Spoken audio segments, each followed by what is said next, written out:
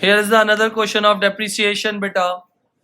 June 2012, paper 23, question number 3. Amritha commence business on 1 जनवरी 2010. आपका जो business start हो रहा है वो 1 जनवरी को हो रहा है 2010 को. During the first 2 year of business of the following non current assets were purchase on the date shown. यानी 2 साल कारोबार चला जिसमें आपने कुछ नॉन करंट एसेट्स खरीदे, कुछ बेचे और कुछ की डेप्रिसिएशन फाइंड आउट कर ली. First asset is motor vehicle.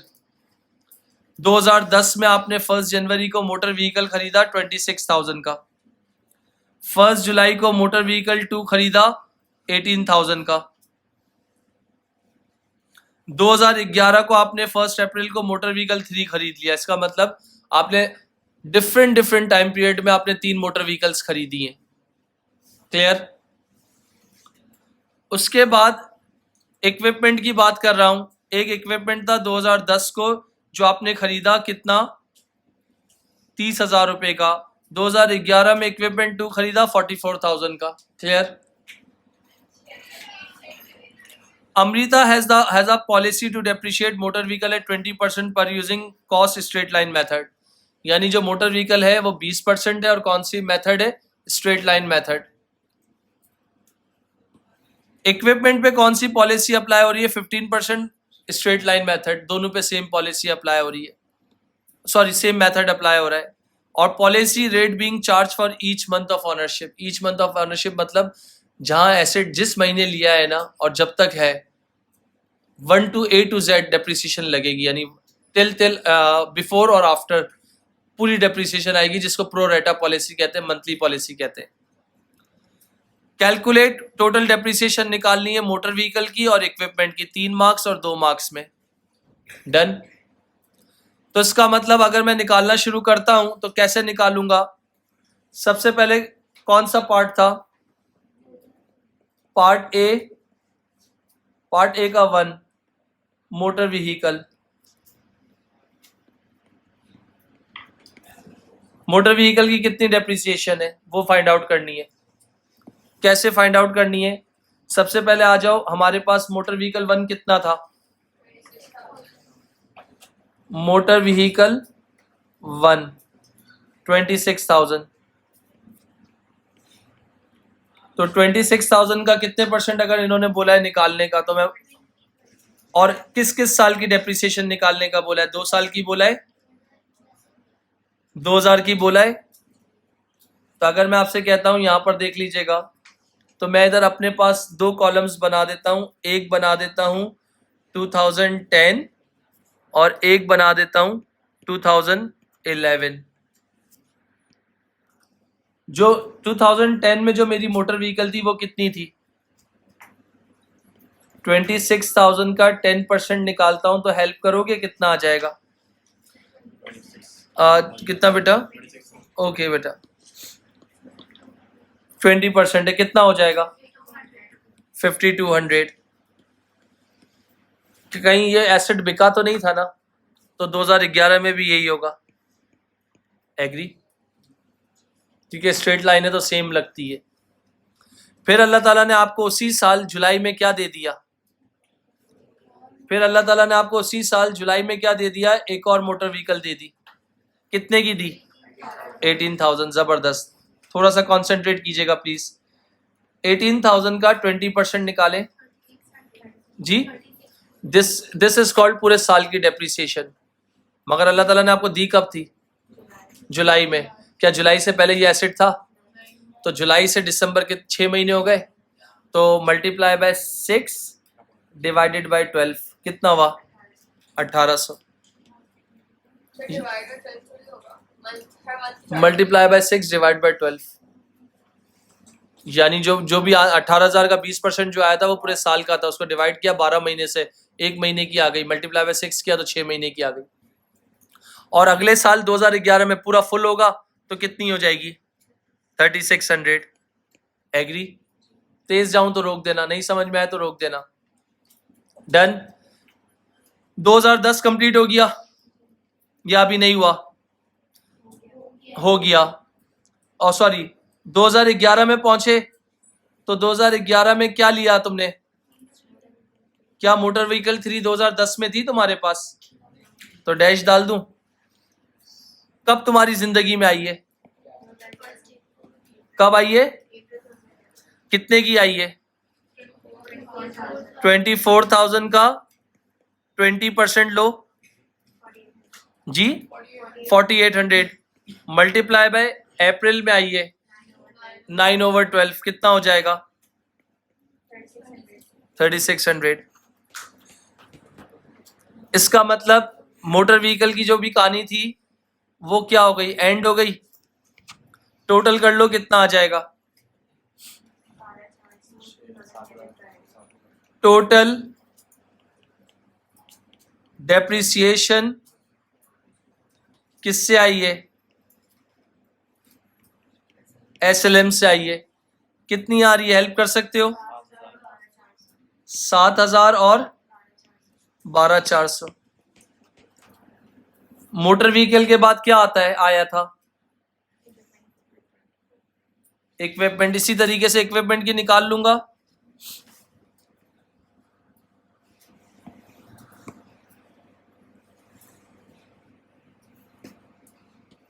इसी तरीके से इक्विपमेंट की निकाल लूंगा। तो मैंने यहां पर क्या हेडिंग डाल दी?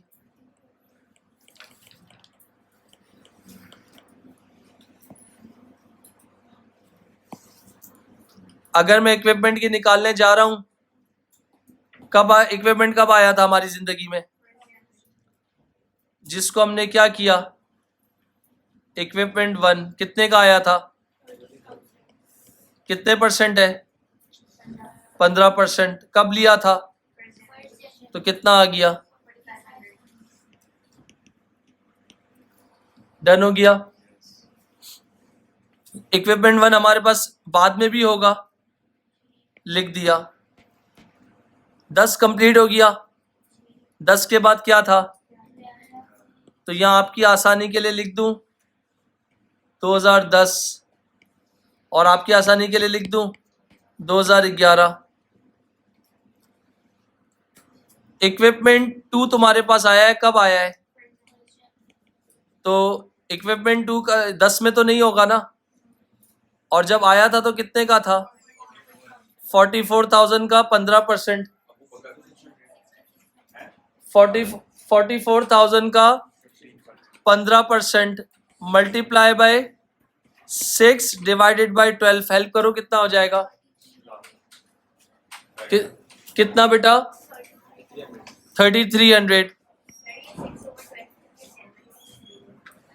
सॉरी बेटा, फुल ईयर है तो 6/12 करने की जरूरत नहीं थी। Thank you. कितना हो गया? 6,600। फिनिश। तो यहाँ क्या हो गया? 4,500 और यहाँ क्या हो गया?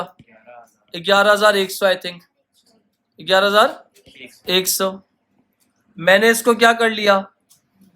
कलर कर लिया। इसको क्या कर लिया? तो ये क्या आ जाएगी तुम्हारी? Total depreciation straight line method. कोई मसला? क्वेश्चन देखने में वाकई बहुत मुश्किल लग रहा था, अगर थोड़ा सा सेंस के साथ यूज किया तो अल्हम्दुलिल्लाह हो गया। तो पार्ट ए का, ये पार्ट ए का 1 था और ये पार्ट ए का क्या था? 2। थोड़ा सा डायरेक्टर्स ने थोड़ा सा चेंजिंग की है अपनी पॉलिसी में। Early 2012 consideration was given changing to RBM method with the following rates. उन्होंने बोला कि भाई हम अपने मेथड को चेंज कर रहे हैं, स्ट्रेट लाइन से किस पे आ रहे हैं, और पॉलिसी क्या बोल दी? Full year depreciation would be charge irrespective of date. इसका मतलब फुल ईयर चार्ज करेंगे और जिस साल बेच रहे हैं उस साल काउंट, और बेचा तो है ही नहीं। ओके, कैलकुलेट क्या करना है? डेप्रिसिएशन करनी है आरबीएम से। तो यही सीन दोबारा करना है। आ जाओ जरा, ये कौन सा पार्ट था? Part B. ये क्या कौन सा साल था? 2010। ये कौन सा साल था? 2011। सेम वैल्यूज होंगी, मगर फर्क क्या है, मेथड कौन सा होगा, आरबीएम होगा। तो थोड़ा सा कॉन्सेंट्रेट कर लेना, थोड़ा सा डिफिकल्ट वे है ये आरबीएम। सबसे पहले क्या थी, मोटर व्हीकल 1 थी, कितने की ली थी, 26,000 की ली थी मेरा बच्चा। 26,000 का 25%, हेल्प कर दो, 6,500, कोई मसला। फिर 2011 में पहुंचा तो 26,000 में से 6,500 माइनस करो तो नेट बुक वैल्यू आएगी, यानी 26,000 में से 6,500 माइनस कर दो तो क्या आ जाएगी, 19,500 नेट बुक वैल्यू। तो यहां मैंने क्या ले लिया, 19,500 का 25% निकाल लो तो कितना होगा, 19,500 का 25% निकाल लो कितना होगा, 4,875। तो ये गेम तो हो गया मोटर व्हीकल 1 का। डन, पक्का। मोटर व्हीकल 2 पे आ जाओ, कितने की खरीदी थी, 18,000। 18,000 का 25% निकालो जी, 4,500 मल्टीप्लाई बाय 6 डिवाइडेड बाय 12 कर लो, कितना हो जाएगा, नहीं फुल ईयर बोला हुआ है तो करने की जरूरत नहीं है। तो कितना आ रहा है, 4,500। फिर इधर आ जाओ जरा, 18,000 में से 4,500 निकाल दिया होगा डेप्रिसिएशन का, तो कितना बचा होगा, हाँ 13,500 is your net book value of second year. 13,500 का 25% निकाल लो, कितना होगा, 3,375, कोई मसला। फिर आप कहां पहुंचे, तीसरे मोटर व्हीकल पे पहुंच गए, मोटर व्हीकल 3। क्या मोटर व्हीकल 3 2010 में थी, नहीं, क्या 2011 में आई थी, कितने की आई थी, 24,000। उसका 25% निकाल दो ना, हेल्प कर दो, कितना होगा, 6,000। डन, हेल्प कर सकते हो टोटल करने में, 10,000, 11,000, 14,250, कोई मसला। इसको मैंने किससे कलर किया है,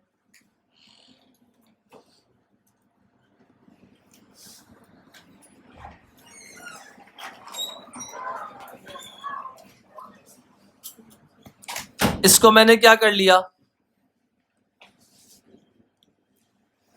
ये किसकी डेप्रिसिएशन आ गई है, टोटल डेप्रिसिएशन किससे आई है, आरबीएम से। अच्छा, और मैं एरो बना रहा हूं ताकि मुझे इजी हो जाए। ये मोटर व्हीकल था ना, और ये भी क्या था,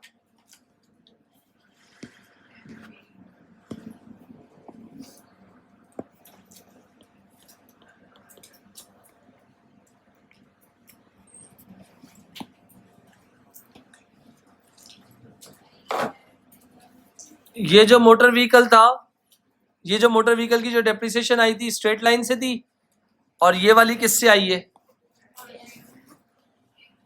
एग्री, पक्का दोस्तों, कोई सवाल किसी को, अच्छा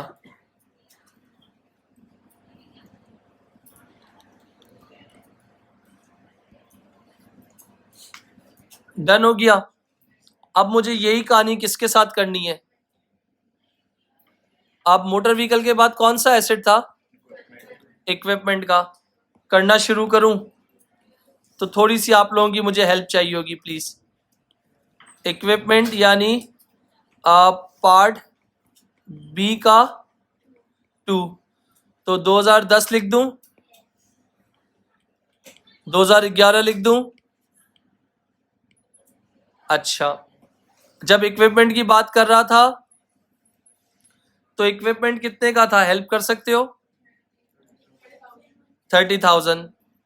तो इक्विपमेंट 1 30,000, कितने परसेंट है? 20%, तो 6,000 हो गया। तो आपका अल्लाह भला करे, 30 में से 6 निकल गया 24, तो 24,000 नेट बुक वैल्यू का कितना हो गया? 20%। हेल्प कर सकते हो? 4800। एग्री? 11 आ गया। इक्विपमेंट 2 2011 में था? नहीं था। 10 में नहीं था, 11 में था। कितने का था? 44,000 का 20%। हेल्प कर सकते हो जी? 8800। खत्म। तो यहाँ क्या बच गया? 6,000। और यहाँ जी 13,600। तो इसको मैंने किस कलर से कर लिया? Pink colour. और इसको मैंने किससे कर लिया? पिंक कलर, मगर इसके अंदर थोड़ा सा ग्रीन शेड और दे दिया, और इसके अंदर थोड़ा सा ब्राउन शेड और दे दिया, ताकि ये थोड़ा सा कलर अलग हो जाए, ताकि मैं कंपैरिजन कर सकूं। डन। तो ये जो टोटल डेप्रिसिएशन मेरी आ गई, टोटल डेप्रिसिएशन किससे आई है? आरबीएम से आई है। तो मैं अपनी आसानी के लिए हाँ, इसको इससे मैच कर रहा हूं। डन हो गया? पक्का? सी पार्ट में मुझे समझ नहीं आ रहा, थोड़ा सा मेरी हेल्प कर सकते हो? सी पार्ट में क्या करूंगा? सी पार्ट में आप मेरी बच्चे हेल्प कर सकते हो? बोला स्टेटमेंट बनाओ। सही है, बना लूंगा। रिवाइज प्रॉफिट निकालो। नहीं समझा? 2010 और 2011 का आरबीएम मेथड अगर यूज कर रहे हो। ओरिजिनल प्रॉफिट मेरा कितना था? अगर स्ट्रेट लाइन करूंगा तो प्रॉफिट पे क्या फर्क पड़ेगा? आरबीएम करूंगा तो प्रॉफिट से क्या? डेफिनेटली फर्क पड़ेगा। स्ट्रेट लाइन कहता है always charge equal amount of depreciation, और आरबीएम कहता है कि depreciation is reduce by year. Straight line कहता है, स्ट्रेट लाइन कहता है कि आपके पास क्या होगा? आपके पास fix amount of depreciation charge होगी।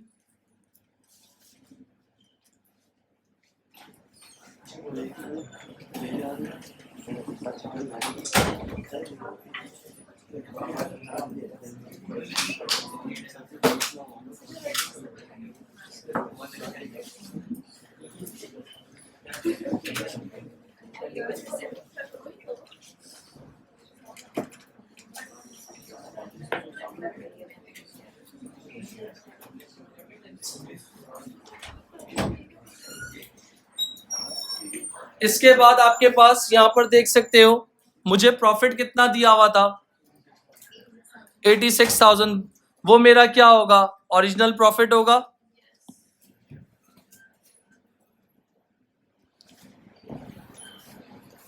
वो कौन सा होगा? Part C. ये हो गया मेरा 2010, ये हो गया मेरा 2011। ओरिजिनल प्रॉफिट मुझे बता सकते हो कितना है? सबको दिख गया कितना? 86,000। और दूसरा कौन सा है? 94,000। अगर आप स्ट्रेट लाइन से जाते हो डेप्रिसिएशन पे, तो आपके पास यहां पर देखो ऊपर कितनी है। सबसे पहले कौन सा एसेट था? 7,000 थी आपके पास। अगर आप बोल रहे हो 7 और 4 कितना हो रहा है, मुझे बता सकते हो? तो आपके पास अगर मैं आपसे कह रहा हूं 7,000, ये रहा। एक मिनट रुक जाओ।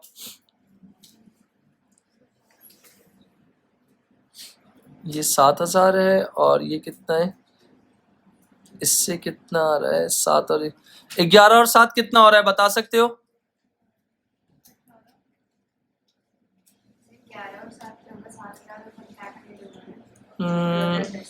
एक मिनट मेरी बच्ची, 7 8 9 10, 11,500 बन रहा है। और उसका कितना बन रहा है?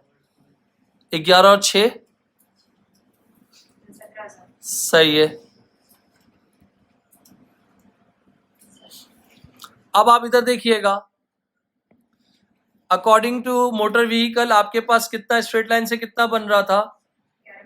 7,000 ये और 4,000 ये, तो मैंने क्या लिखा, स्ट्रेट लाइन से आपके पास दो वो थे, एक से डेप्रिसिएशन मोटर व्हीकल की कितनी बन रही थी 7,000, और दूसरी कितनी थी बेटा 4,500, तो कितनी बन रही है टोटल 11,500। और यही चीज आरबीएम से कितनी बन रही थी बेटा, कैसे 11,000 और 6,000, टोटल कितना हो गया। और ये कौन सा एसेट था बेटा, ये आपके पास मोटर व्हीकल था, और ये कौन सा था, इक्विपमेंट था, ऐसा ही था नहीं, दोनों मोटर व्हीकल हैं, वही तो मैं बोल रहा हूं ना। तो अब इनका डिफरेंस निकालो कितना आ रहा है, जल्दी बताओ। हमें कौन सा मेथड फॉलो करने का बोला था सवाल ने, स्ट्रेट लाइन तो हमें दिया हुआ था, वो कह रहा है इफ अगर हम आरबीएम यूज करते हैं, तो इसका मतलब 11,500 मेरी स्ट्रेट लाइन से आ रही थी, और आरबीएम से कितनी आ रही थी 17,000, तो आरबीएम से मेरी ज्यादा आ रही थी, तो इसका मतलब चेंज इन आपके पास कितना माइनस कर दूंगा, मुझे बता सकते हो आप। इंक्रीज इन डेप्रिसिएशन कितना हो गया 5,500, तो आपके पास प्रॉफिट कितना आ जाएगा 80,000, जिसको आप क्या बोलोगे रिवाइज प्रॉफिट।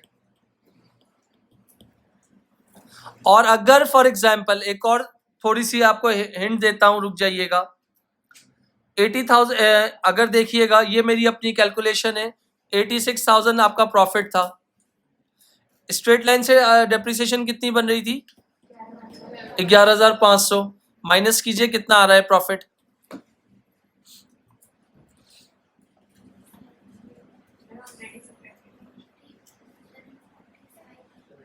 कितना 7,400, इसमें से ऑलरेडी सब्ट्रैक्ट होगा ना, तो अगर हम इसको रुक जाओ 86,000 को एक मिनट, अगर मैं इसको इस तरह ले रहा हूँ 86,000 में से 17 माइनस करो, कितना आ रहा है 69,000, एक मिनट वेट करना, और 69,000 में से 11,500 ऐड कर दो 80,500, तो क्रॉस चेक कर सकते हो आप, सही है, मगर अगर करना चाहो तो देख लेना, वैसे सिंपल रूल है। अब नीचे आ जाओ जरा, कौन सा अगला एसेट कौन सा है आप लोगों के पास 2011 के लिए, ये कौन सी कहानी कर रहे थे 2010 के लिए, अब आप सेम चीज 2011 के लिए कर लो। तो 2011 में एसएलएम से बात कर रहे हो, तो एसएलएम से कितनी थी डेप्रिसिएशन 12,400 और 11,100, 12,400 प्लस 11,100 कितना बता रही हो 23,500, और सॉरी यहाँ लिखना था 12,400 प्लस 11,100, तो आप कह रहे हो 23,500। और जब आरबीएम से जाओगे तो आरबीएम में क्या होगा वो देख लो जरा, आरबीएम से था आपका 14,250, 14,250 प्लस 13,600 कितना हो रहा है 27,850, तो कितने से डिफरेंस आ रहा है बता सकती हो। तो अगेन वो भी डिफरेंस क्या हो रहा है इंक्रीज हो रहा है, तो जब आपका इंक्रीज होगा तो आपने क्या कर दिया 4350 माइनस कर दो, तो आपका रिवाइज प्रॉफिट क्या आ जाएगा कितना 89,650, ये आपके पास टोटल रिवाइज प्रॉफिट आ गया। Explain why it is important to use the RBM method balance method for motor vehicle, explain करना है। कितने मार्क्स हैं आपके पास 3 मार्क्स हैं। अगर आप मोटर व्हीकल पे जा रहे हो तो मोटर व्हीकल के लिए क्या है कि भाई उसकी जो क्वालिटी है या उसके जो प्रोडक्ट है वो रैपिडली चेंज होता है ड्यू टू टेक्नोलॉजिकल फैक्टर्स। मैं करोला की एग्जांपल देता हूँ, मैं मीरा की एग्जांपल देता हूँ। मीरा का 2014 वाला मॉडल देख लो, 14 के बाद 18 वाला मॉडल दे दो, लाइट्स वगैरह चेंज हो गई है। आईफोन 14 और आईफोन 15 का मॉडल देख लो, तो अगर मैं इस तरह के एसेट्स की बात करता हूं तो RBM method is very suitable, क्योंकि due to rapid change in technological factor और इकोनॉमिकल फैक्टर कि आपके पास क्या इसमें बहुत सारी चीजें चेंज हो सकती है। अब 3 मार्क्स हैं, तो RBM method is suited to non current assets such as motor vehicle etcetera. Vehicle in early years have lower maintenance cost, ये भी पॉइंट लिख सकते हो कि जो अर्ली ईयर्स होगी वो लोअर मेंटेनेंस कॉस्ट होगी, और जब पुराना होने लगेगा तो मेंटेनेंस कॉस्ट क्या हो जाएगी, हायर हो जाएगी। फिर उसके बाद आप ये भी लिख सकते हो कि अर्ली ईयर्स जो है डेप्रिसिएशन जो है बहुत ज्यादा हाई होगी, लेटर ईयर्स बहुत ज्यादा लो होगी due to the higher in the cost, क्योंकि जब एसेट नया होता है तो कॉस्ट ज्यादा होती है, और आरबीएम जो है हमेशा कॉस्ट में से डेप्रिसिएशन को माइनस करके लगाया जाता है। जैसे कि फॉर एग्जांपल अगर मैं आपसे बात करता हूं, यहाँ पर आपका एक एसेट था, कौन सा वाला, मोटर व्हीकल था, आरबीएम से किया था तो पहले कितना था आपके 26,000 रुपए का था, 26 में से 6,500 निकाल दिया तो कितना बच गया, 19,500 आ गया। 19,500 का 25 निकाला तो 4875 आ गया। तो आहिस्ते आहिस्ते क्या होती है, डिक्रीज होने लगती है। तो due to rapid change in technology तो आपके पास क्या होगा, RBM method is more suitable for calculating motor vehicles. इस तरह के एसेट्स के लिए आप क्या करते हो कि मोटर व्हीकल ज्यादा सुइटेबल है, ज्यादा अच्छा है। और स्ट्रेट लाइन किसके लिए अप्रोप्रिएट होता है, जो बिल्डिंग हो गया, फिक्सचर्स एंड फिटिंग हो गया, मतलब उसको ले लिया throughout their useful life, for those assets which are used eventually throughout their useful life. This is a chair ना, क्या है, बैठना ही है ना, कोई इसमें मॉडल शॉडल चेंजेस, लाइटें वाइटें ये तो कुछ नहीं आ जाएगा ना। फर्क क्या होगा, नट बोल्ट निकल गया होगा वो थोड़ा लगा लेंगे। मगर आईफोन की एग्जांपल देख लो, 14 आया, नेक्स्ट ईयर 15 आ गया, 15 आया तो शायद 16 की लॉन्चिंग होगी। हर साल एक नया आईफोन आ रहा है due to technological factor. IPhone को पता है कि अगर मैंने अपने आप को अपडेट नहीं किया, ओप्पो पोपू नोपू शोपू सब बैठे हुए मुझे टफ टाइम देने के लिए, और मेरा सबसे बड़ा कॉम्पिटिटर सैमसंग बैठा हुआ है, तो मुझे कुछ नया देना है। ये लोग इधर से कुछ सीरीज निकालते हैं, वो लोग कुछ सीरीज निकालते हैं।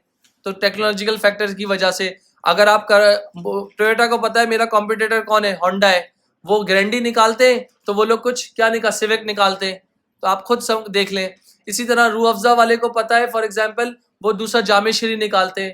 टैंक वाले को पता है, आपके पास दे आर मल्टीपल फैक्टर्स ना भाई। अगर आपने टेक्नोलॉजिकल वाइज अपने आप को अपडेट नहीं किया, सबसे बेस्ट एग्जांपल 2020 में किसी को नहीं पता था कोविड आ जाएगा। टीचर्स फिजिकल पढ़ाना मुझे बहुत पसंद है, बोर्ड वर्क बनाना मुझे बहुत पसंद है, मगर किसने सोचा था कि हम आईपैड टीचिंग पे आ जाएंगे। जिसने अपने आप को अपडेट कर लिया वो आज बच रहा है, जो नहीं है वो थोड़ा सा प्रॉब्लम में आ रहा है। फिर आईपैड टीचिंग के अंदर भी क्या था, लैपटॉप टीचिंग। लैपटॉप पे बहुत सारी रिस्ट्रिक्शंस हैं, आईपैड पे एप्पल स्टोर पे बहुत सारी रिस्ट्रिक्शंस नहीं है। तो इसका मतलब ड्यू टू फैक्टर्स आपको क्या करना पड़ेगा, अपडेट करना पड़ेगा, वरना आप मिट जाएंगे, खत्म हो जाएंगे।